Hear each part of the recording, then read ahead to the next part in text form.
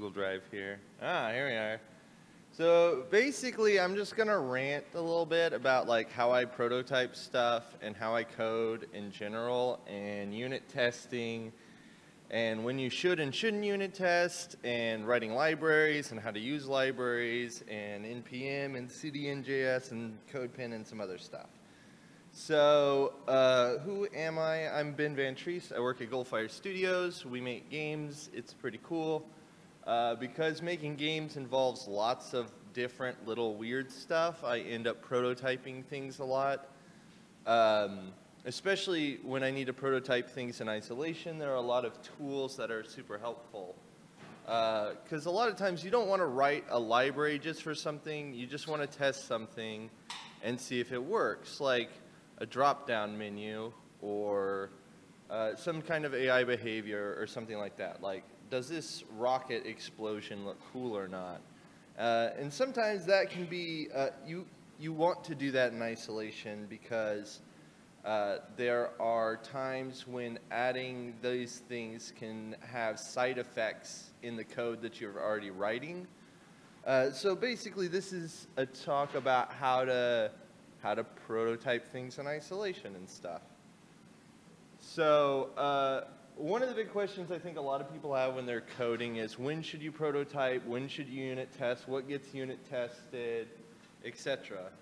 A lot of this kind of gets instinctual after you've done it for a long time, but people who haven't done it for a long time probably ask this. What should I unit test? What's unit testing? What's integration testing? What's end-to-end testing, etc., etc., right? So my basic rule is like, if I know the behavior of a thing and it's very easily explainable, then unit test it, right? Like, I have a vector. How do you add two vectors together? It gives the specific answer every time. You can unit test that. A thing that's harder to unit test is, does this drop-down menu bounce 3 times and does it look good? Like, man, if you can write a unit test for that, then cool. You should start a company and be rich. So yeah, a lot of this stuff, it just depends. UI, UX stuff is harder to test in general because a lot of it depends on how it feels.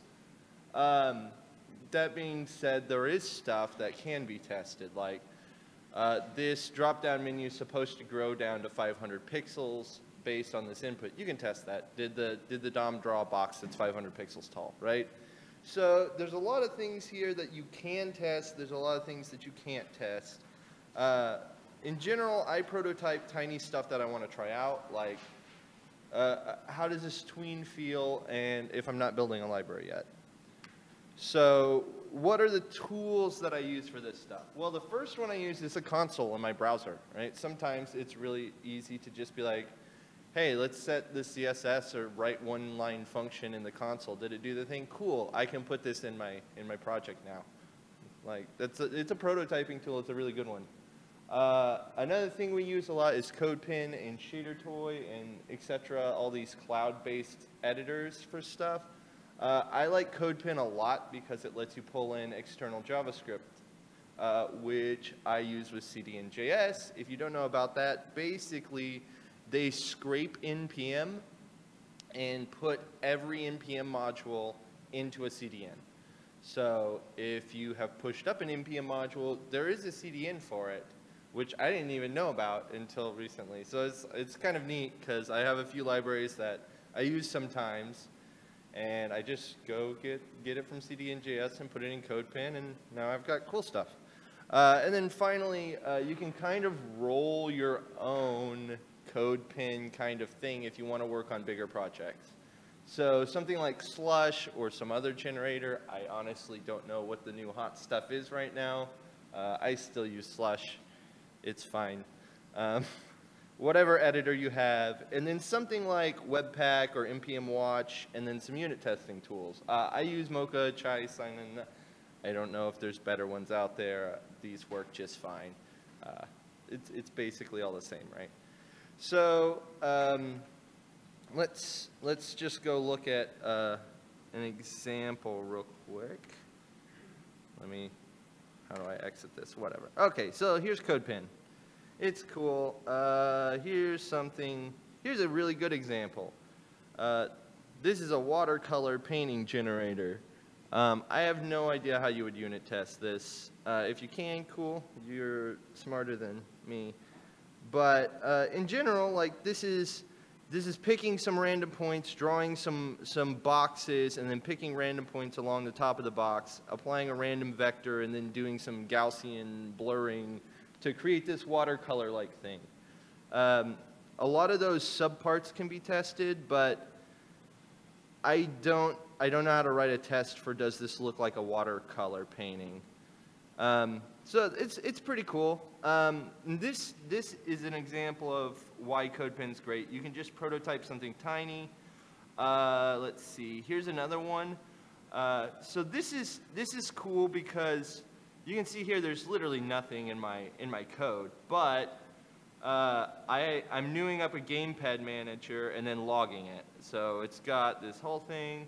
And if we go into the settings here, you can look at where I'm pulling in my JavaScript from another pin. So I just have a pin that has this gamepad manager, kind of like a GitHub gist or something. And I can just pull it in and use it as like, if I'm testing something like, how does it feel when I move this little guy around based on a gamepad input. So like here, we've got little dudes flying around, right, following the mouse cursor. That would be a good example of moving this circle around by pulling in the gamepad manager from another gist. And it's just a really fast way to prototype some of that stuff. So let's see, CDN.js. I'm using it somewhere in here, I'm sure.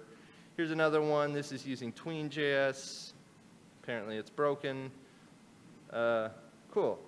So yeah, CodePen's awesome. The other thing that I use a lot, let's see if I can get this to work here. Apparently not. All right, cool. Wow, that's the tiniest text ever. Right, okay, so let's go into code. I don't know what I even have in here. Yeah, so, here's I think this should have a watch module in here. So, yeah, I have a bunch of dev dependencies installed, and then I can just run watch. It'll do the thing, and then as I edit code, it'll run the tests and tell me if stuff breaks, right? So I mean, this is kind of a thing that most people do when they're unit testing. The reason I mention it is because if you have a slush generator or something like that that spins these up really quickly, you can actually build tiny libraries very, very fast. You just spin up the whole thing, spit out a directory structure, run in there, run npm watch, code some stuff. Does it break? No? Cool. Push it up to npm, right? And in fact, I think my generator, it builds in the stuff for npm publishing and all this stuff. So as soon as the test pass, I can just run publish and it's done. Or maybe, I think I have a Travis thing in there too, so I can even just put it on Travis. I mean, that's less prototyping, more like, hey, this is an actual deployed project and stuff. So for prototyping, well, okay. It's going to load eventually. There's some other libraries that I like to use. jQuery is an obvious one, right? I mean, everybody uses jQuery. Tween.js is pretty nice for doing like tweening stuff. If you want a menu to pop down and bounce, if you want like a circle to fly across, if you want to click something and it scales. Just tweens in general are really cool. And then P5 is basically a cheap version of processing. If you don't know what processing is, it's a graphical, it's like a graphical / art programming thing. Did you have a question, Brett? Yeah, Coding Rainbow, and then there's a guy named Coding Train. It might be the same guy, but yeah, if you haven't watched Coding Train's videos on stuff, you should. The dude is amazing. Yeah, I want to be cool like him one day.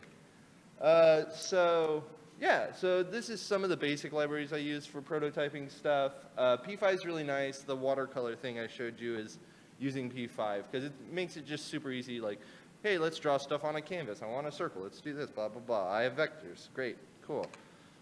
So pros and cons of stuff, right? Console, you already have a console. It evolves as you go. It's really simple.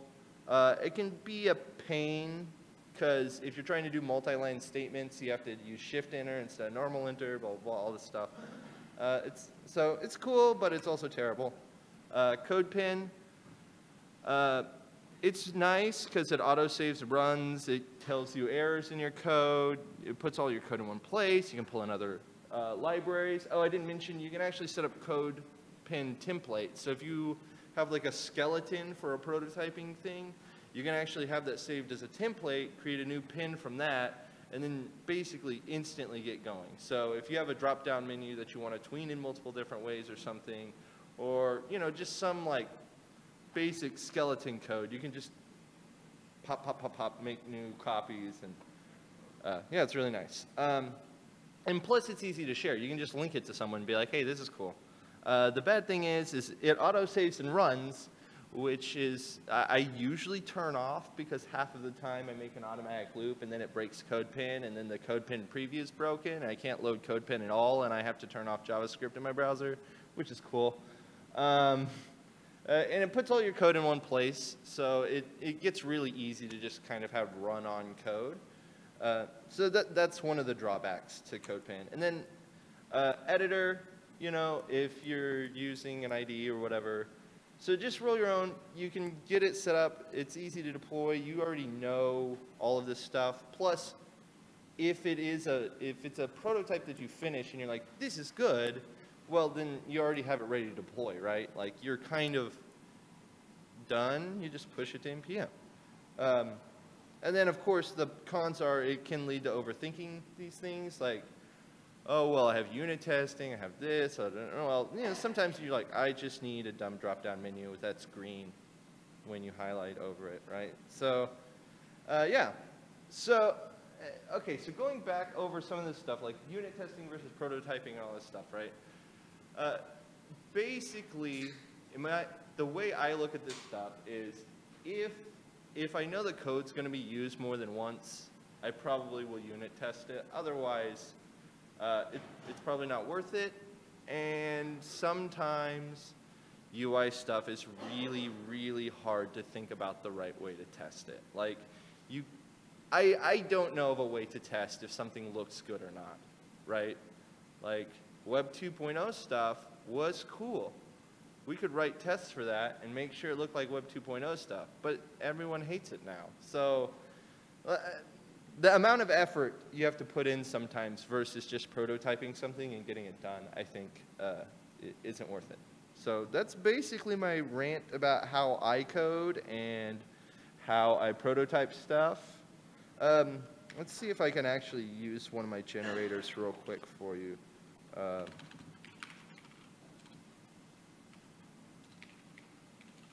So we'll come in here and we'll just do /hackslib, right?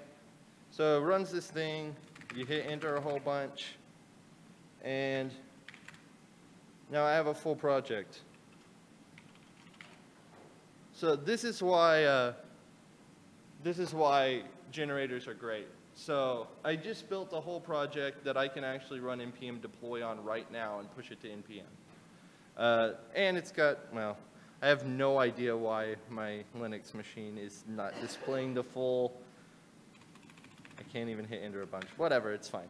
Yeah, so that's why having scaffolding and stuff is cool. Yeah, did you guys have any questions about stuff? No, cool. Well, hopefully that was helpful for you guys.